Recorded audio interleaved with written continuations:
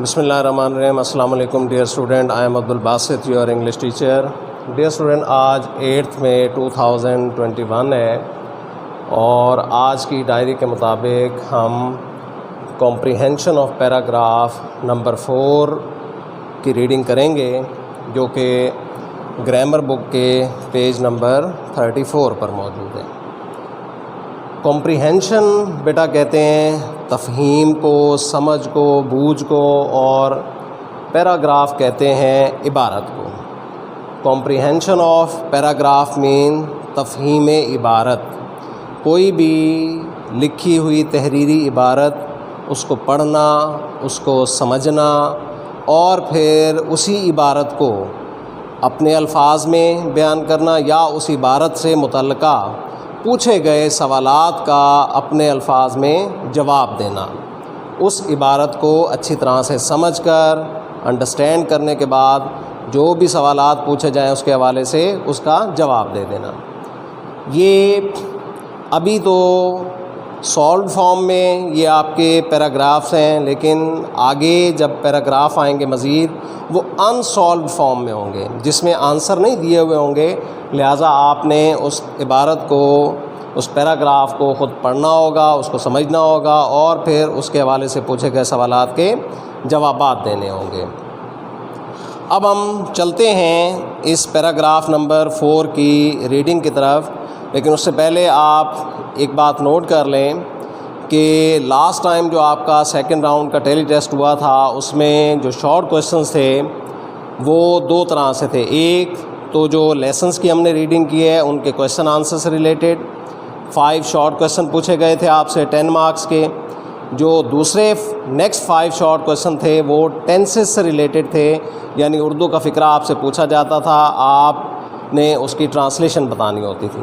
اب اس دفعہ کیونکہ ٹینسز ہمارے نہیں ہیں, لہٰذا ان کی جگہ جو شارٹ کویسچن ہوں گے وہ کمپریہنشن پیراگراف سے ریلیٹڈ ہوں گے. انہی 2 کمپریہنشن پیراگراف سے ریلیٹڈ, پیراگراف نمبر 4 اور اس کے بعد نیکسٹ کمپریہنشن پیراگراف نمبر 5.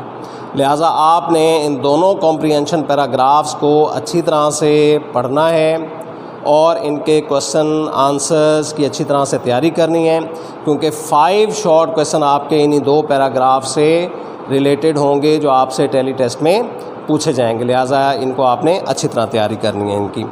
اب ہم چلتے ہیں اس پیراگراف نمبر 4 کی ریڈنگ کی طرف, جو سٹارٹ ہوتا ہے king Robert Bruce ruled over Scotland. بادشاہ رابرٹ بروس اسکاٹ لینڈ پر حکمرانی کرتا تھا.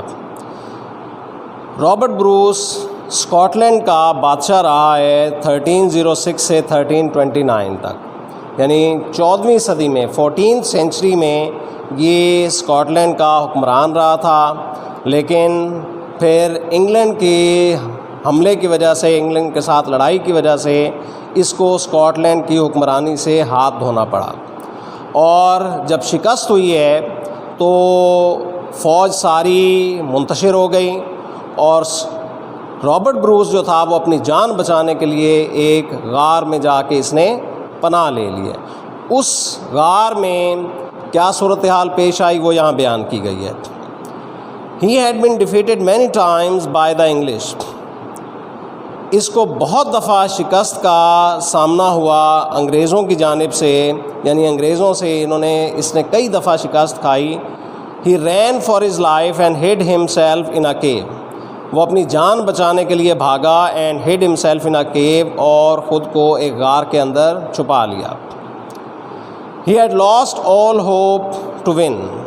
جیتنے کی ساری امید اس کی ختم ہو چکی تھی, یعنی اب اس کو امید ہی نہیں تھی کہ میں دوبارہ اسکاٹ لینڈ کا بادشاہ بن سکوں گا, دوبارہ اپنی حکمرانی حاصل کر سکوں گا اور انگریزوں کو شکست دے سکوں گا. As he lay there thinking if he should give up his struggle or not. جیسا کہ he lay there, وہ لیٹا ہوا تھا, thinking یہ سوچتے ہوئے if he should give up his struggle or not, کہ آیا اسے اپنی دوبارہ لڑائی کی جو جد و جہد ہے اس کو ترک کر دینا چاہیے یا نہیں کرنا چاہیے. یعنی نا امیدی والی کیفیت تقریباً اس کے اندر پیدا ہو گئی تھی, اور اب اس کو لگتا تھا کہ یہ پاسبل نہیں ہوگا میرے لیے کہ میں انگریزوں سے دوبارہ لڑ سکوں اور ان سے جیت سکوں. یہ بات وہ وہیں لیٹے ہوئے سوچ رہا تھا. He saw a spider trying to reach its cobweb. اسی دوران اس نے ایک مکڑی کو دیکھا ٹو ریچ اٹس cobweb، جو کہ اپنے جالے تک پہنچنے کی کوشش کر رہی تھی. ان سیلنگ آف دا کیو، اسی غار کی چھت پر. یعنی مکڑی اپنے جالے تک پہنچنے کی کوشش کر رہی تھی. It fell down again and again, اور اس نے دیکھا کہ ایک مرتبہ اس نے کوشش کی وہاں تک پہنچنے کی، سلپ ہو کے گر گئی. پھر دوبارہ کوشش کی، پھر گر گئی. بار بار وہ کوشش کر رہی تھی وہاں پہنچنے کی، but did not give up its effort. لیکن اس نے اپنی کوشش کو ترک نہیں کیا، اپنی کوشش کو چھوڑا نہیں ہے. ایٹ لاسٹ، بالآخر، the little creature reached its home in its 9th attempt. بالآخر وہ ننھی مخلوق اپنے اس گھر تک 9ویں کوشش میں پہنچ گئی. یعنی اپنی 9th attempt میں 8 کوششیں اس نے ایسی کی جس میں وہ ناکام رہی مکڑی. لیکن پھر جب 9th ٹائم، 9ویں مرتبہ جب اس نے چڑھنے کی کوشش کی ہے وہاں، تو پھر وہ کامیاب ہو گئی ہے اور اپنے اس جالے تک پہنچ گئی ہے. This gave courage to King Bruce. اس چیز نے بادشاہ بروس کو حوصلہ دیا. اس نے کہا کہ یہ ایک ننھی سی مخلوق جو کہ اتنی دفعہ کوشش کرنے کے بعد اپنے مقصد میں کامیاب ہوئی ہے، اور میں اشرف المخلوقات ہونے کے باوجود سرنڈر کر کے بیٹھ جاؤں، ہتھیار ڈال کے بیٹھ جاؤں، تو یہ بڑی شرم کی بات ہے. لہٰذا he made up his mind to fight. اس نے لڑنے کے حوالے سے اپنا ذہن بنایا. اینڈ دس ٹائم ہی وون دا بیٹل. اور اس مرتبہ وہ جنگ جیت گیا. یعنی دوبارہ اپنی فوج جو بکھری ہوئی تھی اس کو اکٹھا کیا ہے، ان کی ذہن سازی کی ہے، ان کی تیاری کروائی ہے، اور پھر اس مرتبہ جب وہ انگریزوں سے لڑا ہے تو ان کو شکست سے دوچار کیا ہے اس نے. یہ تھا وہ پیراگراف. اب ہم چلتے ہیں اس کے کوشچن آنسرز کی ریڈنگ کی طرف. فرسٹ کوشچن ہے اس پیراگراف سے related, by whom had Robert Bruce been defeated many times. کس نے کئی مرتبہ رابرٹ بروس کو شکست دی؟ آنسر ہے king Robert Bruce had been defeated by the English army many times. بادشاہ رابرٹ بروس کو کئی مرتبہ انگریزوں نے شکست دی. سیکنڈ کوشچن ہے اس کا، where did he hide himself. اس نے خود کو کہاں چھپایا؟ اس کا آنسر ہے ہی ہڈ ہمسیلف ان اے کیو. اس نے خود کو ایک غار کے اندر چھپا لیا.